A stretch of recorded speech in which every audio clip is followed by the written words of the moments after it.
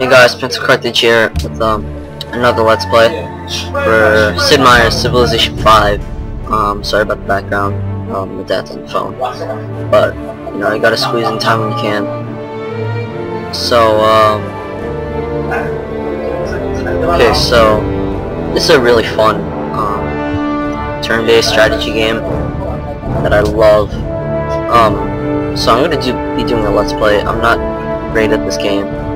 It's my third favorite strategy game. First, the Total War series. Second would be Silent Storm, which is a really fun game. I can't really explain it. It's a turn-based strategy. It's got a great story, but okay. So the easiest way is check out my channel. Go to the side where it shows like featured channels. There should be Jeff Major or 1F Jeff. I'm not sure which one it is. Click on that and look at his playlist. He's a really good Let's Player. Look for him. He's really good. He's not good at the game, no offense, but he's a good Let's Player, so it's really fun. So check him out. Be doing Earth because I want to recognize the terrain if I can. Now I'm gonna be doing a small. Well, actually no, I want yeah, I'm gonna do standard. I'm gonna get rid of all the city states because I hate them. I hate you. Okay, wait, good. So and then I'm crap at this game. Like you can do deity and be crazy. The best players in the world will beat this level. But I suck, so I'll be a settler, I guess. Settler.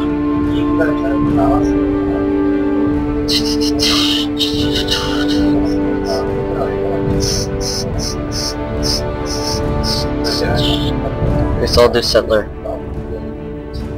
Quick pace because if you do marathon, it takes forever. So yeah, okay, so let's look at the factions. You have America, which is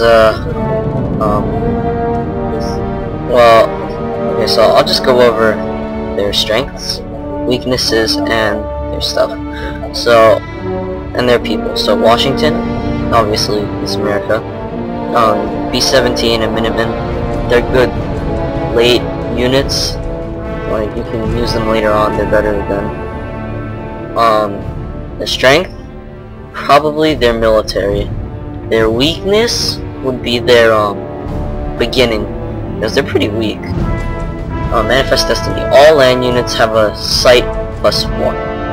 That's good for like seeing like more of what's around you, and 25% discount of purchasing tiles, which is great because you want to buy some tiles. Quran al-Rashid of Arabia. I'm sorry if I said that wrong. Trade caravans +1 gold from each trade route, which is when two cities are connected, and oil resources provide double quantity, and that's not that bad, and it's pretty realistic too, because nowadays Saudi Arabia produces a lot of oil, so I guess that does make sense.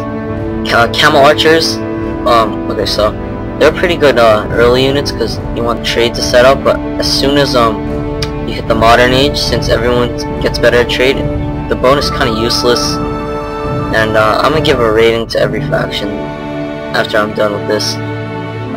Montezuma, the Aztecs, sacrificial captives gains a culture bonus. Points. You get these things called culture points that you can use for social policies, which I'll show you later. Gains culture for empire or the empire from each enemy unit killed. That's pretty useful. And honestly, I like that a lot because I kill a lot of enemy units. But like again, as history shows, they've been a strong nation, but they suffer because their technology is crap. Later on, they'll probably get wiped out. Wu Zetian of China. Well, I'm Asian and I can't say that. I have no clue. Wu Zetian. I'll just say that. The art of war, effectiveness, and spawn rate of great generals. So one of the social policies is honor. If you choose honor, one of the first upgrades you can get is spawn a great general outside your capital. They can inspire your men. They can't attack or do really much, but they can build a citadel, but they'll sacrifice them. But citadels are pretty useful for defense. And hold up 1 second. Sorry, I had to take care of something. So yeah. China, pretty good unit.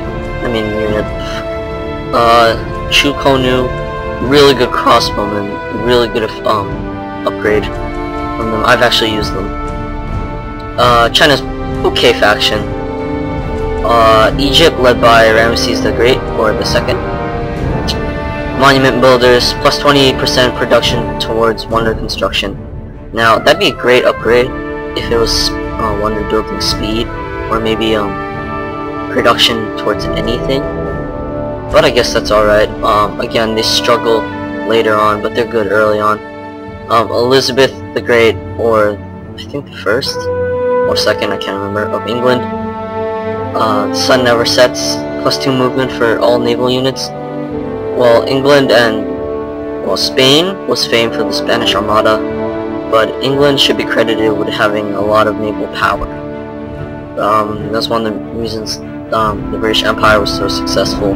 How they conquered 1/3 of the known world is from a tiny little island, so it's a great accomplishment.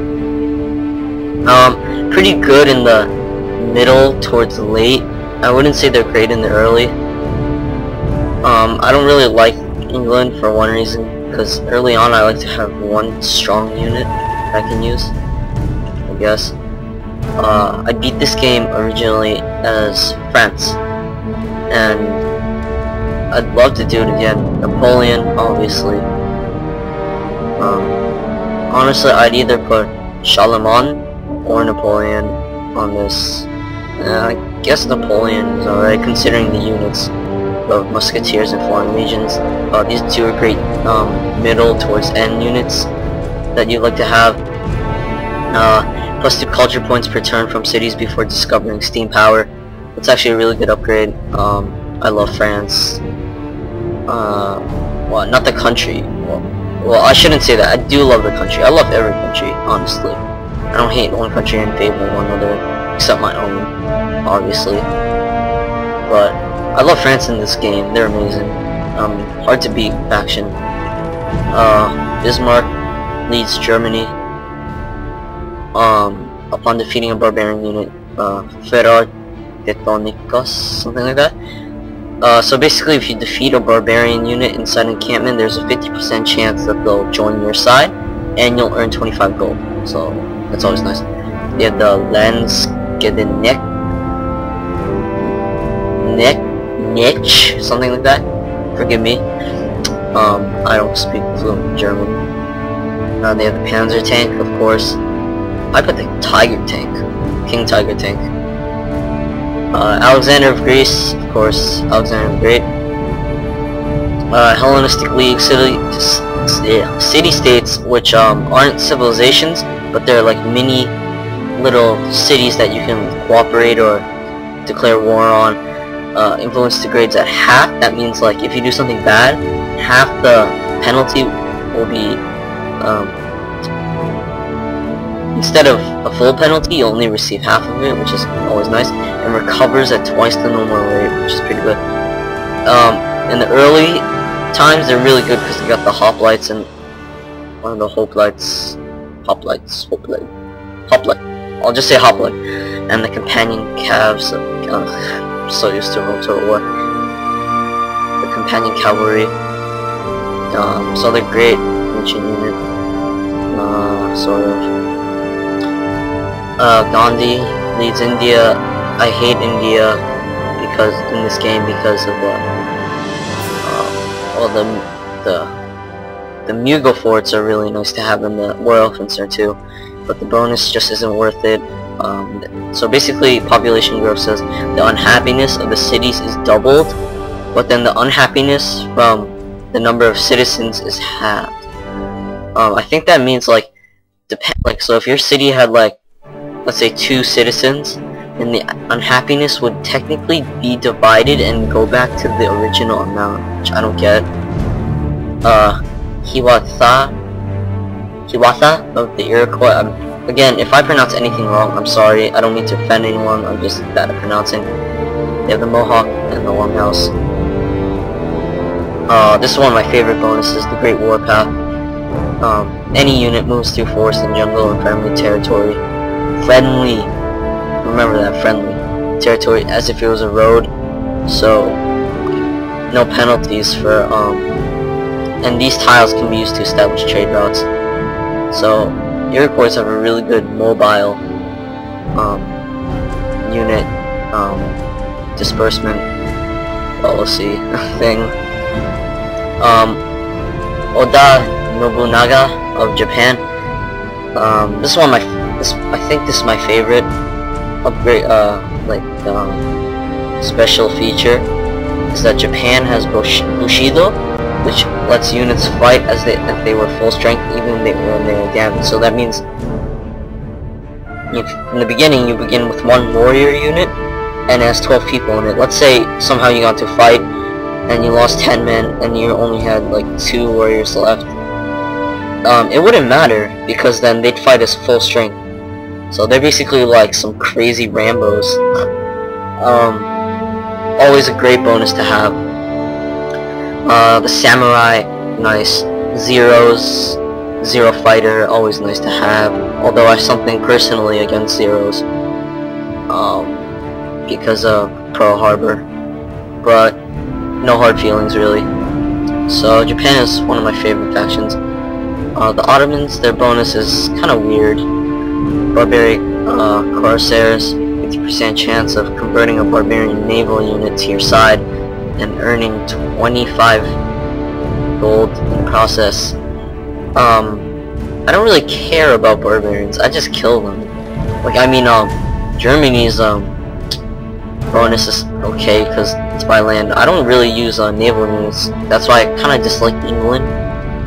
But the Janissaries are good, and so are the Safai cavalry. Persia, they're kind of a crap faction. The Immortals are pretty good, but their bonus is the Achaemenid legacy. Sorry. Golden Age. There are these things called Golden Ages, and they're really good for your civilization. They last 50% longer.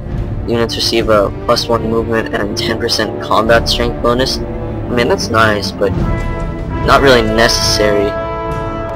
Augustus Caesar of Rome. That makes sense. Their bonus, the Glory of Rome. It'd be, like Egypt, it'd be great if it was 25% production towards any building that already exists in any other city besides the capital, because, well, I know it's Rome, but come on. And they're one of those ancient factions that suffers in late periods. Catherine of Russia, one of my other favorite bonuses. Siberian riches, strategic resources, you always want those. Provide +1 production, and you get horse, which is good for early, iron, which is good for kind of middle period, and uranium, which is good for late periods. Resources provide double quantity. That's really nice. And the Cossacks, however you pronounce it, I'm sorry again, they're really good cav. I've had trouble defeating Russia as France in my first time playing this game. Oh god. Ramgaham sorry, of Siam. Siam is in like southeastern Asia. Well, was, where Vietnam is right now. Father governs children. Food and culture points from friendly city-states increased by 50%. That's kind of like diplomacy, and I hate that. And lastly, we have Songhai, and their bonus is the River Warlord. They receive triple gold from barbarian encampments, which personally I wouldn't mind having, and pillaging villages. Embarked units, which means a land unit goes up to sea after you research, I think, optics. you get they can defend themselves, and other factions can't do that. So it's a basic overview. I hope you guys like the video. Before I decide what civilization I want, I might choose on my own or just do random. But I'm just curious to see what you guys want. I'll probably post it on my channel and ask. But you guys probably won't see the video until then, so whatever. So, okay. So next time, we will, and I repeat, we will start this game.